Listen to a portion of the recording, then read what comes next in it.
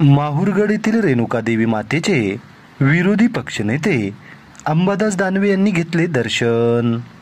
राज्यातील जनतेला सुखी आणि समृद्ध ठेवण्याची केली प्रार्थना.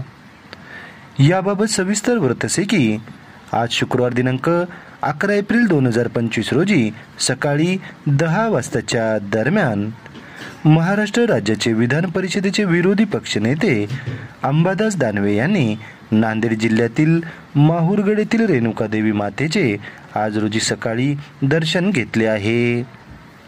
महाराष्ट्र राज्याचे विधान परिषदेचे विरोधी पक्षनेते अंबादास दानवे हे आज रोजी सकाळी नांदेड जिल्ह्यातील माहूर शहरातील माहुरगडावर येऊन रेणुकादेवी मातेचे मनोभावे दर्शन घेतले.